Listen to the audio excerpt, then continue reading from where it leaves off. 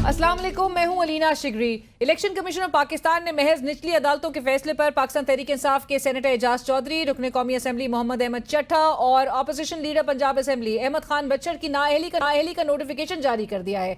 हमने आपको ये खबर गुज़िश्ता हफ्ते ही दे दी थी। जी बिल्कुल, इलेक्शन कमीशन ऑफ पाकिस्तान के जराए हमें बता रहे हैं कि ये तैयारी मुकम्मल कर ली गई है और 3 से 4 रोज में अब ये जो नशिस्तें होंगी, जिसके हवाले से जो आपको पता है कि 9 मई के जो मुकदमात में जो सजाएं सुनाई गई हैं, वो बाकायदा तौर पे जो अदालती फैसला है वो इलेक्शन कमीशन ऑफ पाकिस्तान को मौसूल भी हो चुका है और मौसूल होने के बाद अब बाकायदा तौर पे डीन ऑफ नोटिफिकेशन के साथ साथ ही नए इलेक्शन का यानी कि बाई इलेक्शन का ऐलान किया जाएगा, वो शेड्यूल का ऐलान किया जाएगा।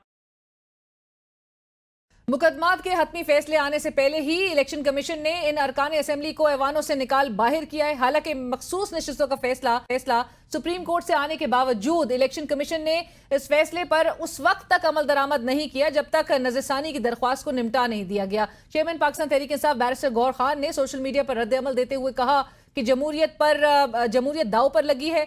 इलेक्शन कमीशन पाकिस्तान तहरीक इंसाफ के साथ तासुब रखता है। बैरिस्टर गौहर खान ने मजीद मुमकिन नाअहलियों के बाद क्या पेशन गोई की थी, आइए आपको सुनवाते।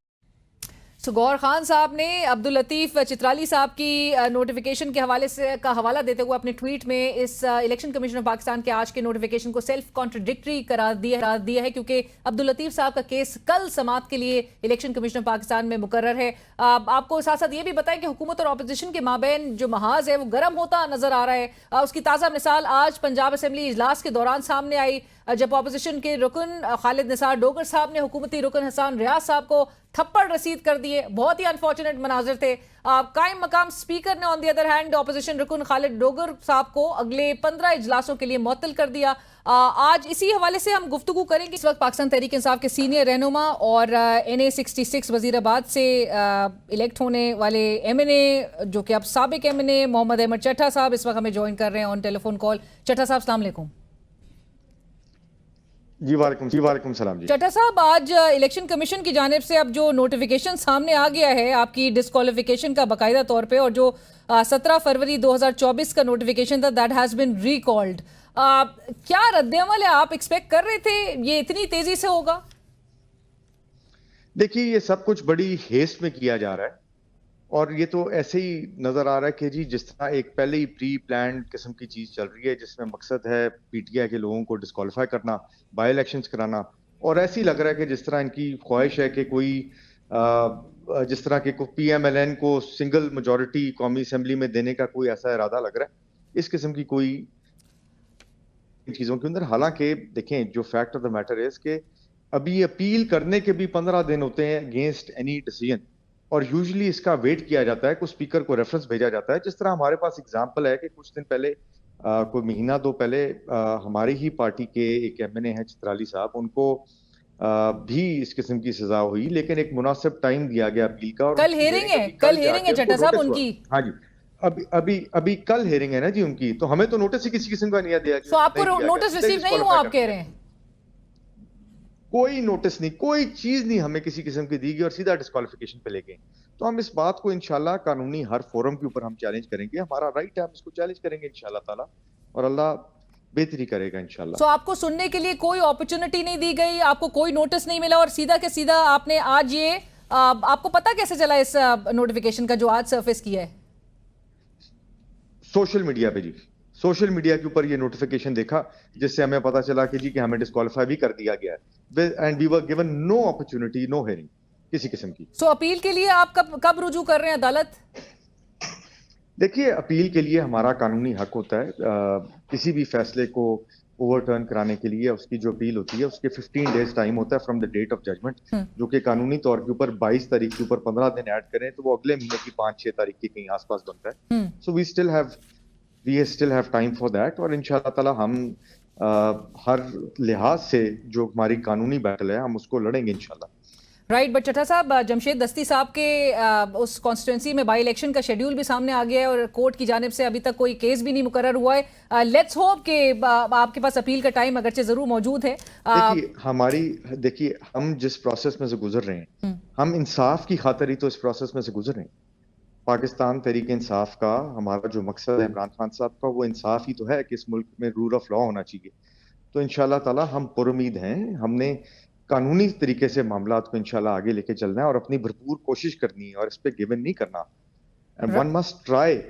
और हमें एट एवरी, देखें जितना ये होता है उतना सारा कुछ होने से सिस्टम एक्सपोज भी होता है।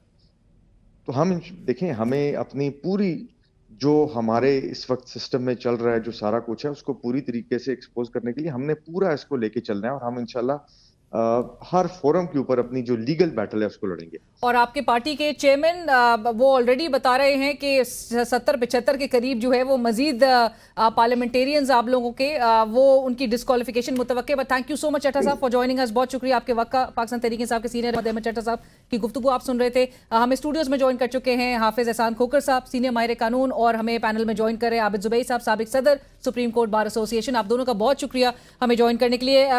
खोकर साहब, आपसे गुफ्तगू का आगाज आपने सुना चट्टा साहब की अभी गुफ्तगू।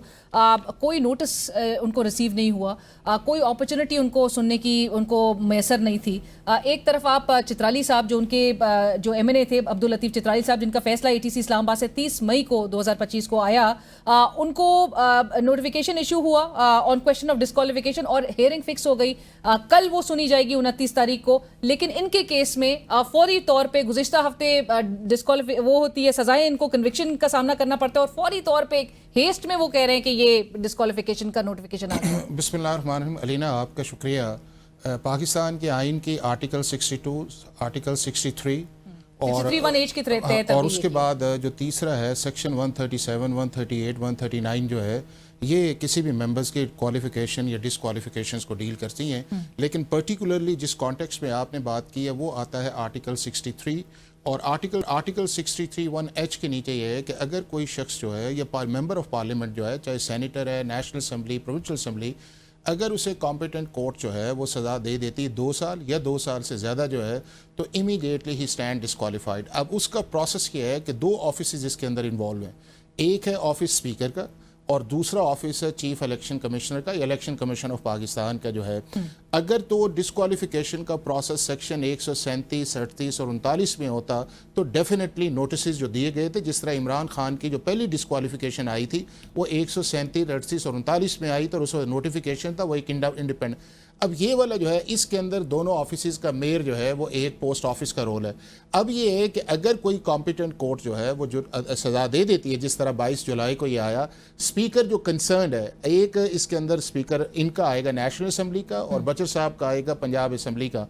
अब स्पीकर अगर रेफरेंस भिजवाता है उसके पास टाइम है 63(3) के नीचे 30 दिन का, कि 30 दिन के अंदर अंदर उसने बताना है इलेक्शन कमीशन ऑफ पाकिस्तान को कि मेरा फला मेंबर जो है तकरीबन 9 किस्म की डिस्क्वालिफिकेशन पर अभी जो आई है वो एच के अंदर आई है, उसने रेफरेंस भिजवाना है ईसीपी को। और ईसीपी अंडर द कॉन्स्टिट्यूशन जो है वो कोई लीगल ऑब्लिगेशंस नहीं है कि वो नोटिस मस्ट इशू करे। नहीं, लेकिन आपकी नजर से गुजरा कि कोई रेफरेंस भिजवाया नहीं, गया है? नहीं, तो देखे ना कि मुमकिन ही नहीं है कि रेफरेंस के बगैर जो है वो नोटिफिकेशन ये किया जाए।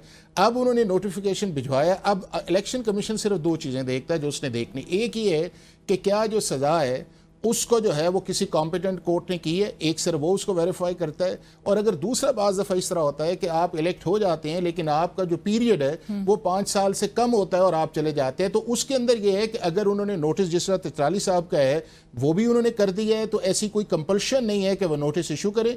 और अगर इस केस के अंदर उन्होंने नोटिस इशू किया है तो कोई कॉन्स्टिट्यूशनल रिक्वायरमेंट नहीं है 63(3) के नीचे कि उस मेंबर को जिनके मुतालिक उसने करना, चूंकि इंफॉर्मेशन पास ऑन हुई है और 63(H) के अंदर जो है वो डिस्क्वालीफाई हो गए। बट जो चेयरमैन पीटीआई भी रेस कर रहे हैं बात कि ये सेल्फ कॉन्ट्रडिक्टरी नहीं है कि आप एक को हियरिंग का मौका दे रहे हैं? आपका देखें कि एक प्रोसेस उन्होंने अगर एक केस में अडॉप्ट किया जिस तरह 30 का है, ये कह देना कि जी नोटिस इशू करना जो है वो मस्ट है, वो कॉन्स्टिट्यूशनल रिक्वायरमेंट है, वो आर्टिकल 10A की वायलेशन है। तो 63(3) के नीचे ना नोटिस की जरूरत है ना उसके अंदर ये है कि किसी वेट की जरूरत है। इलेक्शन कमीशन कर सकता है और अगर वो नोटिस करता है तो सिर्फ उसने एक ही कंफर्मेशन करना है कि जी मतलब अगर उन्हें कल बुलाया है कि जनाब ये आपकी सजा आई है, ये वो सिर्फ जजमेंट को देखना चाहता है और उसी दिन अगर कल ही देखिएगा कि चित्राली साहब वाला भी जो है वो डिस्क्वालिफिकेशन आएगा। चूंकि ईसीपी ये डिटर्मिन नहीं करना कि ऑफेंस हुआ है या नहीं हुआ, उसने ये सिर्फ डिटर्मिन करना है कि जो मेरे पास रेफरेंस आया वो जजमेंट की सर्टिफाइड कॉपी है या उसके अंदर कोई ऐसी चीज तो नहीं है,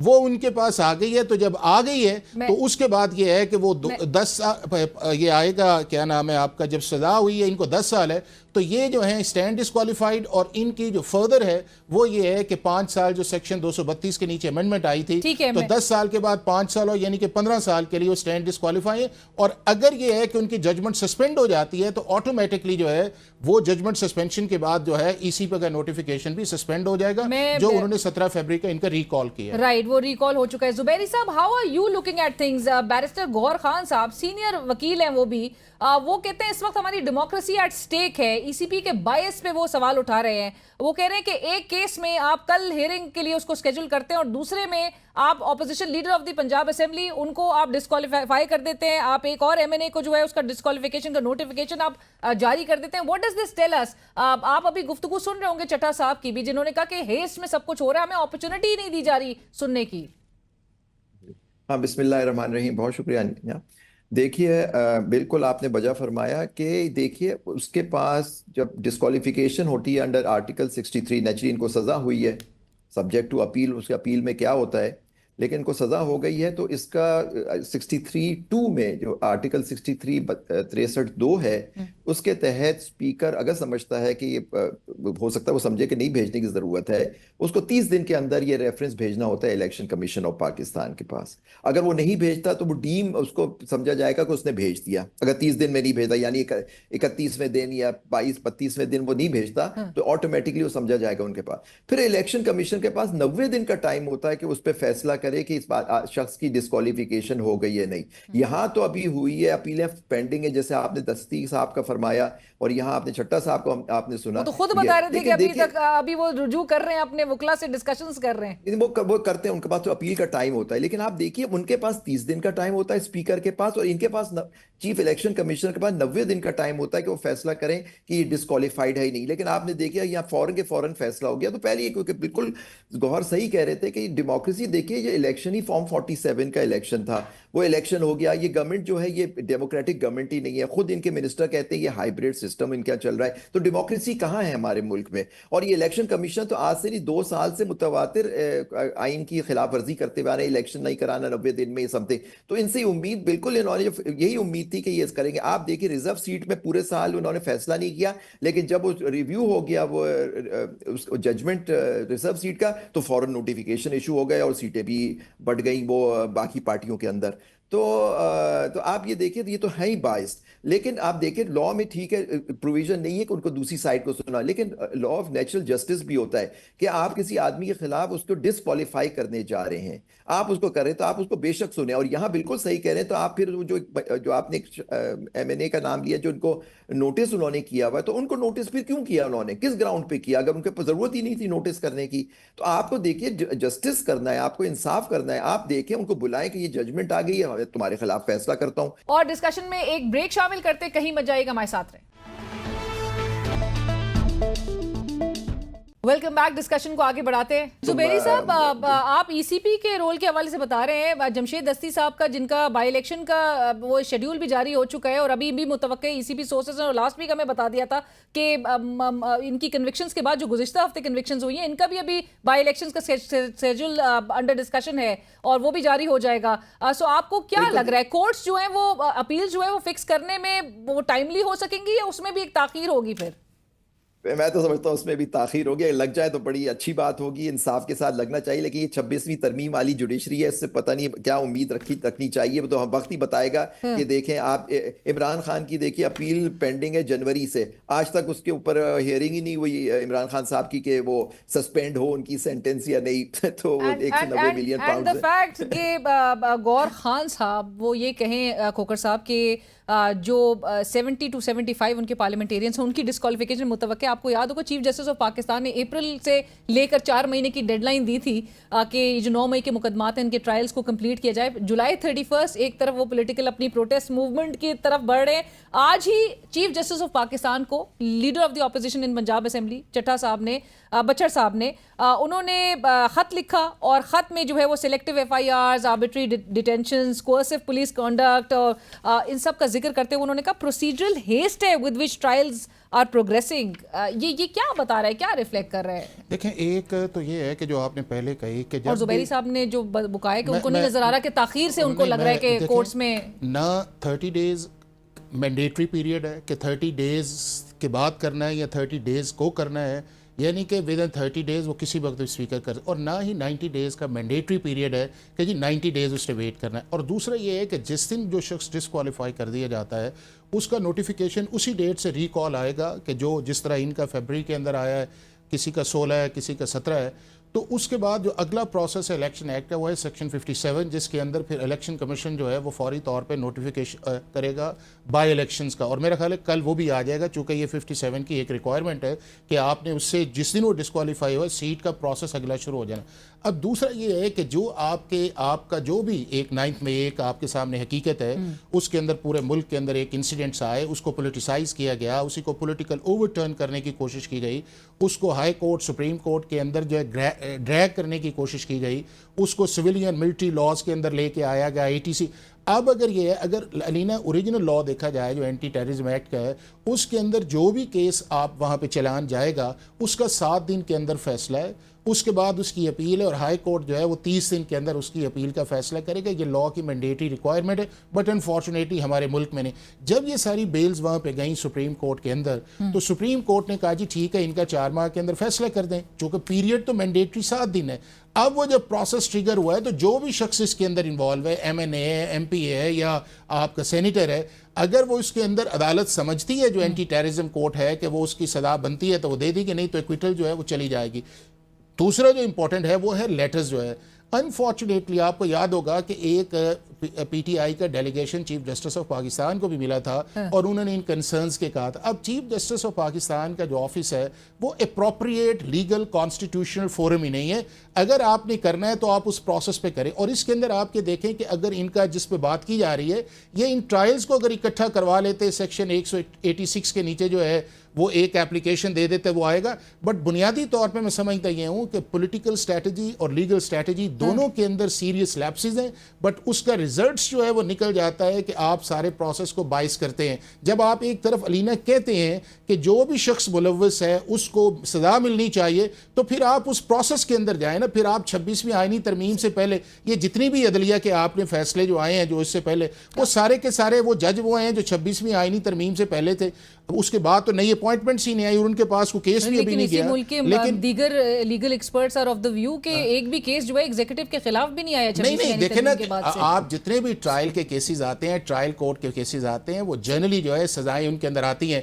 और अगर आप ये देखें कि जितने भी फैसले आए, क्या इस्लामाबाद हाई कोर्ट ने टर्न डाउन नहीं किए? साइफर देख लें, उसके बाद वो सारे के। तो मैं ये समझता हूँ सिर्फ अलीना में एक चीज ये है कि सिर्फ और सिर्फ जुडिशरी को टारगेट करना जो है ये अप्रोप्रिएट मुनासिब नहीं है। हाँ, फोरम पे जाएं, अपील करें और उसके बाद एक रिलीफ जो है वो आपको बनता है। आप कैसे जुडिशरी टारगेट हो रही है? जुडिशरी तो खुल के फैसले दे रही है। जुबैरी साहब, अभी अपने जो सेनेट के इलेक्शंस हुए उसमें भी हमने पेशावर हाई कोर्ट का वो एडमिनिस्ट्रेटिव ऑर्डर देखा था, नोटिफिकेशन जारी होता है, छुट्टी वाले रोज होता है। 2552 के अंदर बिल्कुल ना चीफ जस्टिस के अंदर बिल्कुल दूसरे साइड को सुना नहीं जाता। जब कॉन्स्टिट्यूशनल फ्रस्ट्रेट करे, कॉन्स्टिट्यूशनल ऑब्स्ट्रक्ट करे, तो क्या चीफ जस्टिस इंटरवीन ना करे? आप कहते हैं चीफ जस्टिस का ऑफिस, खोकर साहब कह रहे हैं, जुबैरी साहब, and I would want you to shed some light on this. Chief justice साहब से जो खत उनको लिखे जा रहे हैं, जो उनसे अपील की जा रही है, जो उनसे पूरे मामलात का नोटिस लेने की इल्तिजा की जा रही है, खोकर साहब कह रहे हैं कि चीफ जस्टिस के ऑफिस जो है that's not a legal appropriate forum. ये आपके चीफ जस्टिस की बात करें, हाई कोर्ट की, सुप्रीम कोर्ट ऑफ पाकिस्तान की? नहीं, लेटर तो सुप्रीम कोर्ट को लिखा है ना। The leader of the opposition in Punjab Assembly has written a letter. Zubairi साहब, आज ही वो लेटर सरफेस करता है और वो लेटर उन्होंने chief justice of Pakistan justice Zia Afridi साहब को।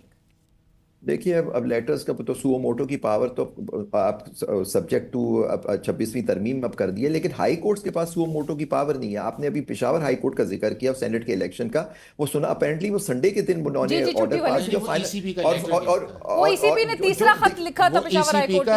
आप देखिए, मैं बात कर लूं फिर आप कीजिएगा। देखिए, ईसीपी ने खत लिखा, वो खत सुओ मोटो पावर तो है ही नहीं हाई कोर्ट के पास, और 26वीं तरमीम तो बिल्कुल ही खत्म कर दी। उससे पहले जजमेंट्स थी सुप्रीम कोर्ट की, तो वो ईसीपी के लेटर पे हाँ पिटीशन होती, बात समझ आती, लेकिन दूसरी पार्टी को नोटिस दिया आपने, उनके खत पे ऑर्डर कर दिया कि जी वो ओथ देंगे गवर्नर साहब और फिर उनका इलेक्शन होगा। इस तरह से आपने दूसरी पार्टी को सुना नहीं, एक फाइनली ऑर्डर कर दिया। तो ये कहाँ का इंसाफ है?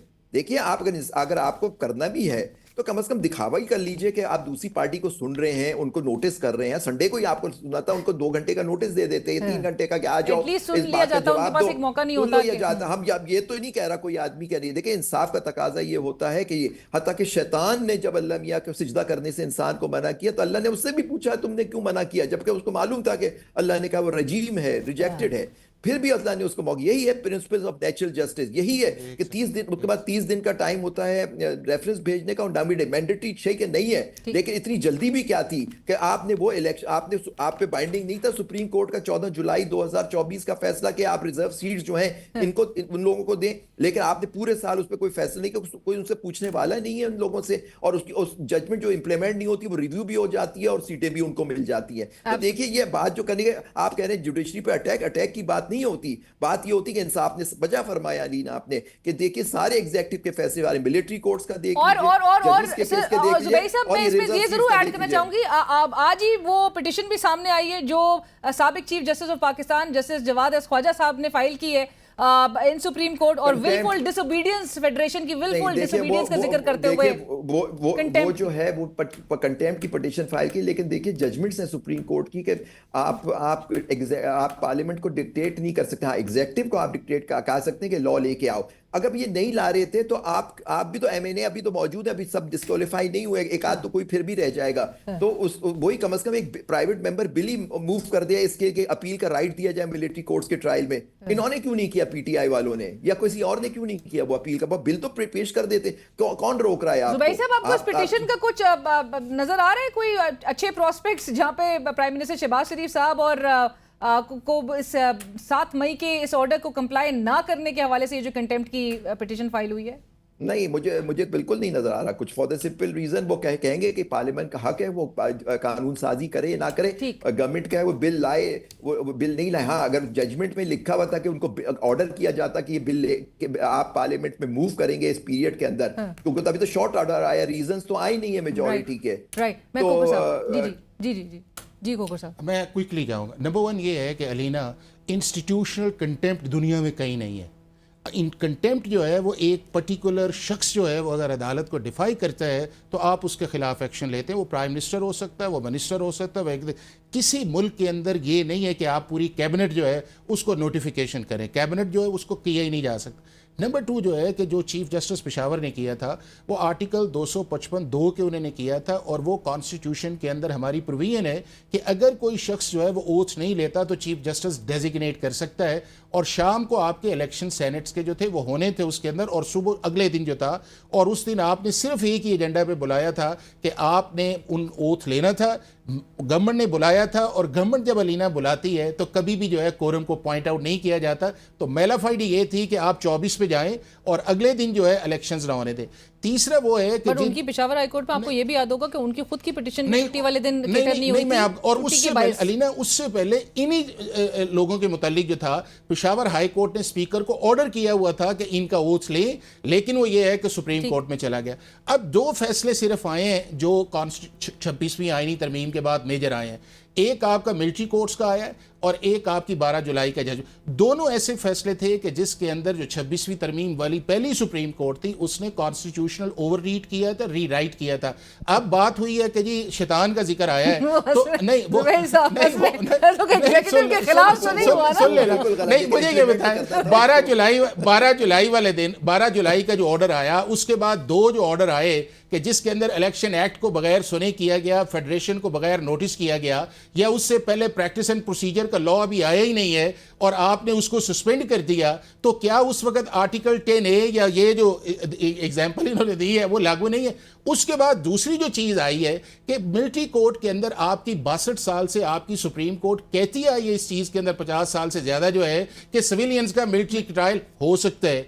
और उसके अंदर ये है कि आपका एक आर्टिकल 51 था, उसके नीचे एक प्रोसेस था, आपने सिर्फ आर्टिकल 17 पे किया। तो उन्होंने सिर्फ उस प्रोसेस को कहा कि ये हमारी जुरिस्डिक्शन नहीं थी जिसको सुप्रीम कोर्ट ने पहले अडॉप्ट किया। तो मैं नहीं समझता कि ऐसी कुछ चीज है कि जिससे आप ये कहें कि ये एग्जीक्यूटिव की डोमिनेंसी जो है इन 2 केसेस के अंदर जो है वो आपको आई है। बाकी जहां भी अपील्स आई है, इस्लामाबाद हाई कोर्ट ने कोई एक चीज बताया ना जिसके अंदर पीटीआई को रिलीफ नहीं मिला। अब तो बहरहाल ये बाज़गश्त है जुबैर साहब के 26वीं आईनी तरमीम में जो हुक्म रह गए हैं वो 27वीं कॉन्स्टिट्यूशनल कोर्ट आना चाहिए। 27वीं में अच्छा, पूरे और हो दूसरा जाएगी और constitutional दूसरा court, और जस्ट आप और ले दूसरा लो। और चीफ जस्टिस ऑफ पाकिस्तान को 2 मेंबर्स बेंच ने जो था किस तरह कंटेम्नर का, और उन्हें सुना ही नहीं है, दूसरे ब्रदर जजेस को सुना ही नहीं। वहां पे आर्टिकल 10A नहीं है, वहां पे सारी चीजें जुबैर नहीं साहब, आती। तो ये कॉन्डक्ट का इशू है और उन कॉन्डक्ट अच्छा, इश्यूज के जुबैर साहब अंदर इस पे हमें comment न्यूट्रल करते हैं। रहना चाहिए। जुबैर साहब इस पे कमेंट करते हैं जी।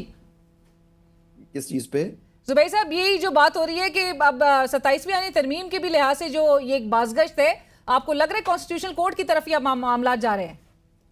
मैं तो कहता हूँ चले जाएं, क्या फर्क पड़ता है? जो चीफ जस्टिस ऑफ पाकिस्तान की अब क्या मतलब पोजीशन है, मतलब बताइए, हर सारा कॉन्स्टिट्यूशनल मामला तो कॉन्स्टिट्यूशनल बेंच में ही जाता है, और वहाँ अगर कॉन्स्टिट्यूशनल बेंच में तो कॉन्स्टिट्यूशनल कोर्ट हो जाए, सब 26 के बाद 27वीं आ जाए, 28वें आ जाए, आपने उनको पहले ही 2/3 मेजोरिटी तो दे दी है इस कॉन्स्टिट्यूशनल बेंच ने उनको।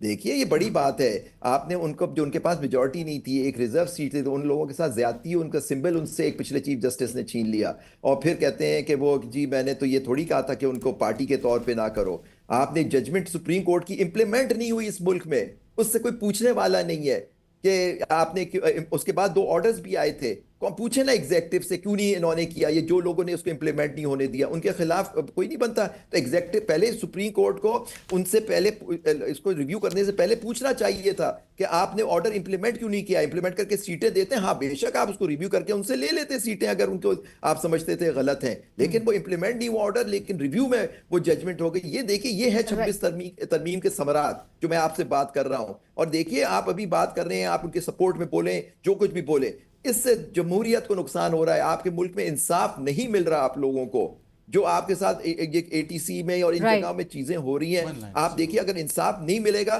फिर आप देखिएगा सिस्टम कोलैप्स करेगा आपका। राइट, जी जी जी जी, एक तो ये है कि इंडियन कॉन्स्टिट्यूशन के अंदर अब तक 106 अमेंडमेंट्स आ चुकी हैं। नंबर 2 ये है कि 26वीं आईनी तरमीम से पहले भी हमारा 130 नंबर था और अभी भी 130 है, कोई इतना खास फर्क नहीं आया। Thank you so much for joining us Abid Zubairi साहब, हाफिज खोकर साहब, thank you for joining us. और इसी के साथ एक ब्रेक की तरफ हमारे साथ रहिए।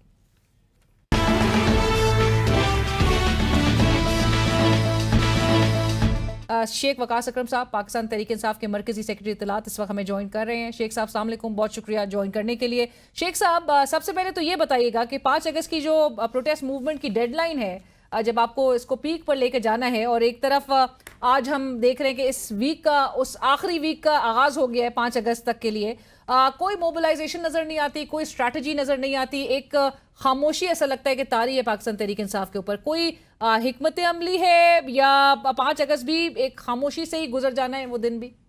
ख्याल में अलीना आपने को गौर किया जो आप कह रही है, नजर नहीं आ रही। आप सोशल मीडिया पे नजर दौड़ाएं, आप लोगों के चैनल्स में तो खैर इतनी हिम्मत नहीं है कि वो दिखा सकें हम क्या कर रहे हैं डेली किसी चैनल में भी, मगर अगर आप हमारा सोशल मीडिया देखें, अभी चली जाएं PTI ऑफिशियल के ऊपर, तो आपको नजर आ जाएगा कि पिछले 4-5 दिनों से शिद्दत आई है इवेंट्स के अंदर। पंजाब में रैलीज, छोटे छोटे कन्वेंशन, फ्रेश प्रोटेस्ट पम्फलेट की डिस्ट्रीब्यूशन, और KP के अंदर बड़े इज्तिमा, कराची, हैदराबाद, शक्कर में बड़े इज्तिमा, जो कोयटा है उसमें बड़े इज्तिमा। आई डोंट नो लोग क्या समझते हैं कि इवेंट्स जो है उनका क्या मतलब होता है। जो हालात है, मौजूदा हालात हैं, उनमें जो देखें चारों सदूर, they are the leaders of the provinces, they are the people who are responsible, जो जिम्मेदार हैं अपनी जो पीसफुल प्रोटेस्ट है उसको डिजाइन करने और उसको एग्जीक्यूट करने की।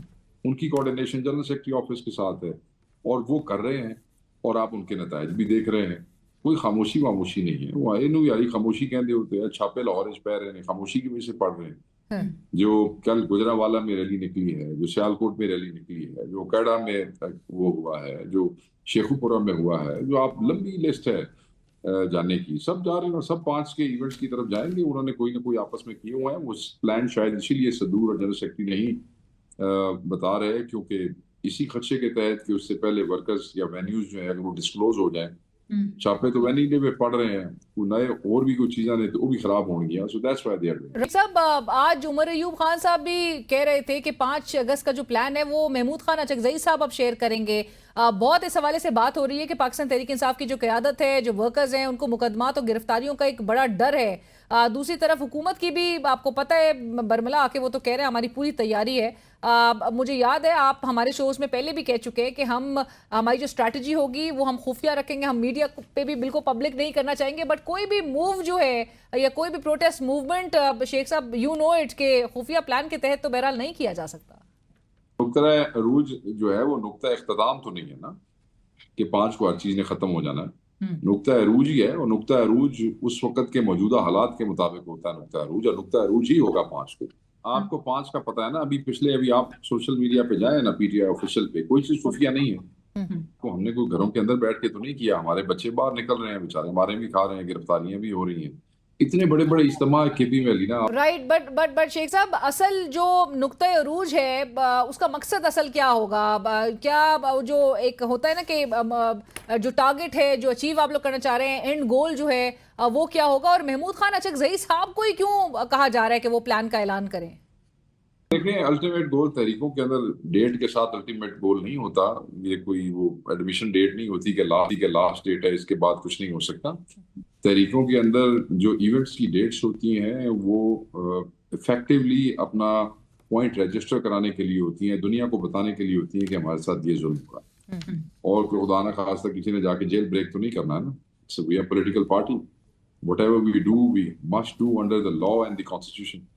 साहब की ख्वाहिश ये थी कि इन चीजों को अब जो है ना आपका इत्तेहाद वो डील करे। इत्तेहाद का सदर उनको बनाया हुआ है या चेयरमैन, तो वो देखें उसमें मेजर बड़ी पार्टी हम है, हमारी पार्टी नहीं करना है। सलमान अख्तर राजा साहब ही देंगे उसके अंदर जो प्लान। जो ओहदेदारान हैं उनकी जानिब से ये खदशात का इजहार किया जा रहा था कि मुकदमात और गिरफ्तारियां भी हो सकती हैं, लिहाजा इधर मुश्तरका तौर पर ऐलान किया जाए या किसी और को जिम्मेदारी सौंपी जाए।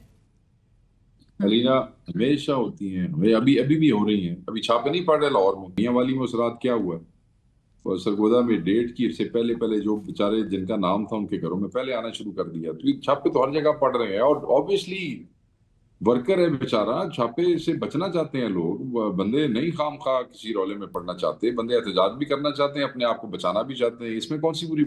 लेकिन ये तहरीक जो आप लोग जिसका आगाज करने जा रहे हैं, जो ये मूवमेंट चलाएंगे, वो तहरीक तहफ़्फ़ुज़ आईन पाकिस्तान की छतरी के ज़ेर साए इसका आगाज होगा, ये उसके अम्ब्रेला के अंडर होगी? हाँ, हर पार्टी अपना अपना हिस्सा डालेगी, मगर छतरी यही होगी। राइट, और ये भी जरूर बताइएगा शेख साहब के माइनस इस्लामाबाद प्रोटेस्ट का फायदा क्या होगा? क्योंकि अगर आप पेशावर में, मर्दान में, क्वेटा में, दीगर जगहों में रैलियां निकाल रहे होंगे और इस्लामाबाद फिर भी नहीं आएंगे, पंजाब में तो बहरहाल आपको स्पेस भी उतनी नहीं मिलेगी, लेकिन इससे फर्क क्या पड़ेगा? हुकूमत तो दबाव में नहीं आएगी। पंजाब में भी स्पेस तो नहीं दी जा रही, मगर आप देखें पंजाब में भी लोग हिम्मत कर रहे हैं। माइनस इस्लामाबाद, ये तो इमरान खान साहब को अगर कोई उस वक्त कन्विंस करता तो सीधी बात है, खान साहब ने रोका था। आपको याद है कि अली अमीन साहब जब अदालत के बाहर खड़े इस्लामाबाद का जिक्र भी करने लगे तो अलीमा बाजी ने उनको टोक के कहा कि खान ने इस्लामाबाद का नहीं कहा। एब्सोल्युटली, और अगर लेकिन लाइक आई सेड कि आप इस्लामाबाद जब नहीं आएंगे तो हुकूमत पर दबाव भी नेचुरली नहीं पड़ेगा। नहीं देखें जी, हुकूमत पे तो दबाव होता है ना, दबाव होता है तो गिरफ्तारियां होती हैं ना, दबाव होता है तो हमें सजाएं हो रही हैं ना, दबाव होता है तो हमारे घरों में छापे पड़ते हैं ना, दबाव होता है तो हमारे कारोबार बंद होते हैं, दबाव होता है तो हमारे वर्कर जलील करते हैं ना। अगर दबाव ना हो, ये टाइम है they are trying to put a brake face, हमें कोई फिक्र नहीं है, दे ना खोलो इजाजत तो ऐसी कर दे की दबाव है तो पाबंदियां है ना, दबाव है तो मीनार पाकिस्तान के ऊपर जलसे की इजाजत नहीं दे रहे ना, दबाव है तो छापे मारते हैं हमारे बंदों पे, दे ना। अगर दबाव नहीं है तो इतने ये पक्के पैरी बैठे हुए हैं और इतनी इनकी मजबूत हुकूमत है, तो हमने तो पुरअमन ही नहीं एहतजाज करना है ना, हमने कोई खुदा ना खास्ता कोई तशद्दुद किया, कोई मार कुटाई तो नहीं करनी, तो इजाजत दे दो। ऐसे निकलेगा बाहर वो वोटर, वर्कर तो निकलता है बेचारा, वोटर ऐसे निकलेगा। बट शेख साहब, एहतजाज के लिए तो इजाजत की जरूरत नहीं होती, इजाजत दरकार नहीं होती, एहतजाज तो बरमला किया जाता है, बिला खौफ किया जाता है। बरमलाई करते हैं ना, आज तक हमने कौन सा काम जो है वो उसके ऊपर इजाजत के ऊपर किया है? सारे पर्चे नहीं हुए, जो जलसा करते हैं उस पर पर्चा होता है। संजानी वाले जलसे की इजाजत थी, उसके ऊपर भी FIR है, मेरे पे भी और बाकी सारी क़यादत पे भी इजाजत के साथ भी FIR होती है। ये इतनी जो मोबिलाइजेशन हुई है कोई इजाजत के साथ हुई है। राइट, बट आपने जो मीनार पाकिस्तान के लिए इजाजत मांगी है, हुकूमत कह रही है कि अगर आप जब तक मुतमईन नहीं करेंगे तब तक इजाजत नहीं मिलेगी। की मुतमैन होना चाहते ने ਸਾਨੂੰ ਦੱਸਣ ਨਾ ਕਿਵੇਂ ਮੁਤਮੈਨ ਹੁੰਦੇ ਨੇ ਮੈਂ ਮੁਤਮੈਨ ਕਰਦਾ ਇਹਨਾਂ ਨੂੰ ਦੱਸਣ ਕਿਵੇਂ ਮੁਤਮੈਨ ਹੁੰਦੇ ਨੇ ਦੱਸੋ ਮੇਰੇ ਨਾਲ ਗੱਲ ਕਰਨਾ मैं मुतमैन करदा देन ਸਾਨੂੰ जलसे ਦੀ इजाजत ਜਿਵੇਂ ਮੁਤਮੈਨ ਹੁੰਦੇ ਨੇ अब आप वो ये कहें कि हम खान के लिए आवाज नहीं उठाएंगे तो फिर ऐसी किसी की फुफी वास्ते करना जलसा कि खान के लिए आवाज नहीं उठानी ये तो नहीं राइट। बट शेख साहब एक और मसला जो आप लोग को दरपेश है वो ये है कि 31 जुलाई से कबल चीफ जस्टिस साहब ने जो 9 मई के मुकदमात के ट्रायल्स थे उसके हवाले से एक डेडलाइन दे रखी थी। अप्रैल में वो डेडलाइन दी गई थी, 31 जुलाई तक वो ख़त्म हो रही है। सो लिहाजा जो अगले 3 दिनों में क़यादत और वर्कर्स आप लोग के हैं उनको मज़ीद सज़ाओं का सामना भी किया जाना पड़ सकता है। गौर खान साहब इस हवाले से ऑलरेडी कह चुके हैं कि 75 के करीब आपके पार्लियामेंटेरियंस मज़ीद नाअहल हो सकते हैं। जमशेद दस्ती साहब का आपको केस पता है, वो कोर्ट में अभी तक उनकी अपील जो है वो नहीं लग रही है। सो आपकी तहरीक के लिए एक नया दर्द-ए-सर जरूर बन गया है, नहीं? ना खैर ये चीजें फ्यूल करती हैं तहरीकों को, कोई बात नहीं, लोग कुर्बानी के लिए तैयार हैं। जितनी कुर्बानियां लोगे, जितने हीरो हमारे में क्रिएट करोगे, उतना वर्कर इंस्पायर होगा, उतना वर्कर फ्यूल होगा, उतना वर्कर जज्बे के साथ बाहर आएगा। जुल्म तो लोग करते हैं, देखें कुर्बानी मैं आपको एक वो मैं कोई उसमें नहीं जाना चाहता। हमेशा जो लाजवाल कुर्बानियां होती हैं वो सदियों तक याद रखी जाती हैं और उनसे इंस्पिरेशन ली जाती है। हम अगर अपने रिलीजन में भी देखें तो कुर्बानियों की जो दास्तानें हैं वो हमें जज्बा देती हैं, हिम्मत देती हैं। तो ये सारे कुर्बान हो रहे हैं जी, इनसे वर्कर इंस्पायर होगा, इनसे तहरीक जो है उसमें जान आएगी। On the face of it ऐसे लगता है कि चीजें शायद ये न्यूट्रलाइज कर रहे हैं या चीजें शायद ठंडी, ऐसे नहीं होता। ये लावे अंदर पके हैं। राइट। बट शेख साहब कन्विक्शंस के साथ साथ ही डिस्क्वालिफिकेशन का सिलसिला मजीद जोर पकड़ रहा है और इस हफ्ते का आगाज ही बचर साहब हों, अहमद चट्टा साहब हों, उनकी जो नोटिफिकेशन डिस्क्वालिफिकेशन का है वो इलेक्शन कमीशन ऑफ पाकिस्तान ने फौरी तौर पे जारी कर दिया है। इस हवाले से ज़रूर बताइएगा कि सारे माहौल में जहाँ पे इमरान खान साहब ने ये ज़रूर वाज़ेह हिदायत दे रखी थी कि जेल से वो ज़रूर लीड कर रहे होंगे इस प्रोटेस्ट मूवमेंट को, और बाहर उमर अयूब खान साहब again faces a lot of cases. दूसरी तरफ सलमान अकरम राजा साहब, उनको भी खदशात पूरे लायक है, हर तरह से गिरफ्तारी का है खदशा इस प्रोटेस्ट मूवमेंट में अगर वो एक्टिव होंगे। लिहाजा आपको क्या नज़र आ रहा है कि ये जो नाअहली है ये इसके हवाले से अब सेकेंड इन कमांड फिर होगा कौन आपकी पार्टी में, कौन लीड करेगा इस प्रोटेस्ट को? या पाकिस्तान इंसाफ का हर वर्कर जो है वो खुद लीडर है जी, कोई नहीं, एक जाएगा दूसरा आ जाएगा, दूसरा जाएगा तीसरा आ जाएगा, जितनों के सर लोगे कोई नया सर खड़ा हो जाएगा, कोई मसला नहीं। राइट। शेख साहब मुझे ये जरूर बताइएगा कि कासिम और सुलेमान से मुतालिक बड़ी खबरें गर्दिश कर रही हैं, वो पाकिस्तान उनकी आमद के हवाले से क्या कोई प्लान तरतीब दिया जा चुका है, क्या वीज़ास के लिए अप्लाई किया जा चुका है फैमिली की तरफ से, पार्टी की तरफ से?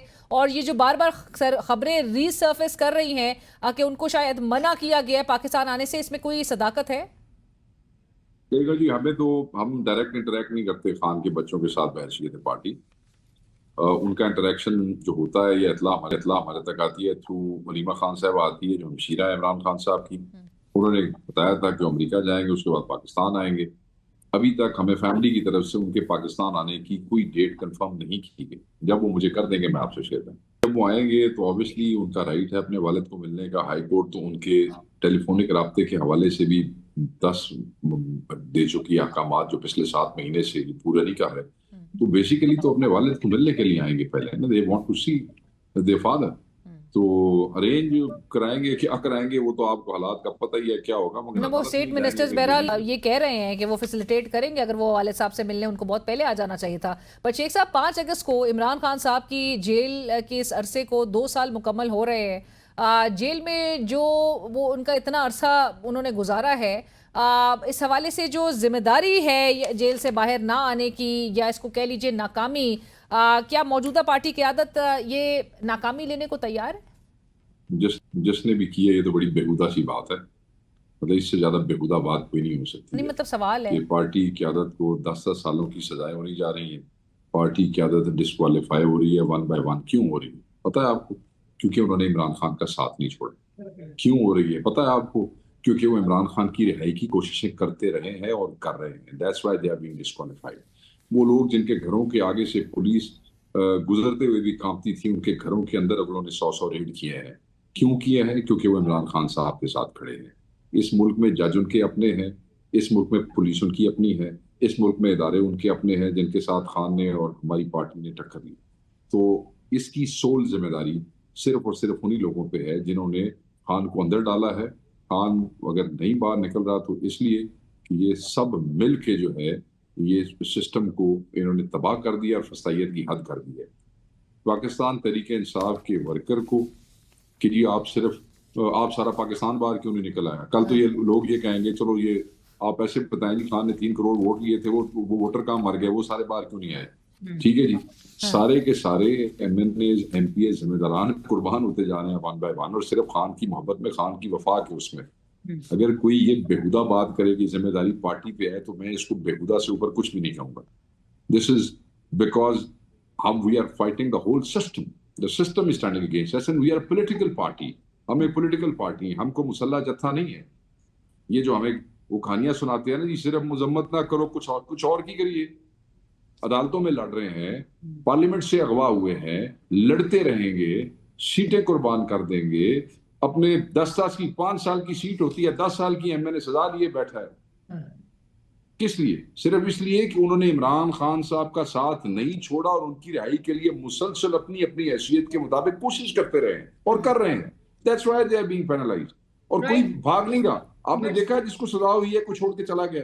वो जो भगौड़े उस वक्त गए थे प्रेस कॉन्फ्रेंस में ट्वीटें करके वही कह रहे हैं। साहब का लीडरशिप ही कह रही है, इमरान इस्माइल साहब जैसे कि कहते हैं कि आप लोग सिर्फ पैसे वालों को वापस ले रहे हैं, मौजूदा क़यादत बहुत निकम्मी और नाअहल है। नहीं, ये इमरान इस्माइल इमरान खान साहब पे इल्जाम लगा रहा है। अब फिर पार्टी जब इनको पार्टी भरकर गालियां निकालते हैं फिर ये रोते हैं। मतलब वापस लेने का फैसला है ही सिर्फ इमरान खान साहब के पास, किसी और की औकात ही नहीं है इस पार्टी में किसी को लेने की। आप मुझे ये बताएं, हमारे एक और दोस्त हैं, वो पूरा साल इमरान खान साहब के साथ जेल के ट्रायल में जाते रहे, खान के कान में लगे रहे, खुश लगे रहे, मगर खान ने उनको वापस नहीं लिया। तो कोई और ला सका उनको पार्टी में वापस लाना इमरान खान की डिस्क्रेशन है। ये इमरान खान की पार्टी नहीं, वो हमें कि ये बात बाकायदा तौर पे आप जिनकी तरफ इशारा कर रहे हैं उनकी जानिब से कहा गया था कि इमरान खान साहब ने अगर वापस इंक्लूजन जिनकी भी करनी है, इंडक्शंस री इंडक्शंस, तो वो इमरान खान साहब ने जेल से बाहर आने के बाद करनी है। बट फिरदौस शमीम नकवी साहब कह रहे थे कि ये जो पार्टी के आप लोग के माली मामलात है इसको देखने के लिए मिर्जा अफरीदी साहब को लेकर आना जो है वो इन्फ्लुएंसर्स को लेकर आना जरूरी था। में ये नामुनासिब बात है। मैं बिल्कुल उनकी किसी बात से ये दिस इज नॉट मेरे इल्म में ऐसी कोई बात नहीं है, ये नामुनासिब बात है। और याद रखिएगा, मैं आपको कुलिया बता देता हूँ भाई, ये इमरान खान की पार्टी है रीना। इमरान खान जब कहेगा कि मैं जेल से निकलने के बाद किसी की वापसी का फैसला करूंगा तो उनकी डिस्क्रेशन है। अंदर बैठ के उनका मूड चेंज हो जाता है, वो किसी को कहते हैं ये पहले। और दूसरी बात ये है, आप जिक्र किसका कर रहे हैं? शेख साहब, अब मिर्जा अफरीदी साहब का जिक्र हो रहा है। खान साहब की तो गुज़िश्ता हफ्ते भी बात सामने आई है, उन्होंने कहा भाई मेरे से मशावरत नहीं हुई, वो 1-2 नाम मुझे दिए गए थे, उसी में से किसी को अग्री कर लिया गया था। लेकिन मिर्जा अफरीदी साहब के हवाले से तो बाकायदा तौर पे उन्होंने 9 मई की मजम्मत की थी। बाकी सारे बाहर है जिन्होंने भी मजम्मत की थी। आपको पता है कि वो पार्टी में नहीं है। और बप्पी साहब नहीं है, खदीजा शाह साहिबा नहीं है, क्या खान साहब के इल्म में नहीं है? क्या बात कर रही हैं आप? जो भगौड़े गए थे ना, वो प्रेस कॉन्फ्रेंस में कह के गए थे मैं अब सियासत भी छोड़ रहा हूं भारी दिल के साथ, और मैं पार्टी भी छोड़ रहा हूं। ट्वीटें की थी कि आई थिंक कि अब मैं सियासत छोड़ रहा हूं और मैं पार्टी भी छोड़ रहा हूं। मेरे दसो ना, कहां पे ऐसा कोई बयान है? और मैं I should not be defending an individual, but I am just giving you an example. Imran Khan के फैसले पे किसी को क्या तकलीफ है इस पार्टी के अंदर? ये इमरान खान की पार्टी है। Everybody should keep it in their mind. उसकी मर्जी जिसको वापस ले, उसकी मर्जी जिसको वापस ना। Clear, is made it very clear कि वो बाहर आएंगे तो री इंडक्शंस का फैसला खुद ही करेंगे। बट शेख साहब, आखिर में ये जरूर बताइएगा कि गवर्नर खैबर पख्तूनख्वा फैसल करीम कुंडी साहब वो बड़े एक्टिव, बड़े मुतहरिक हुए हैं और वो अब कह रहे हैं कि वजीर आला के खिलाफ तहरीक अदम एतमाद लेकर आएंगे। ये आप लोग को सेनेट इलेक्शन में एक साथ थे, क्या मिला आप लोग को?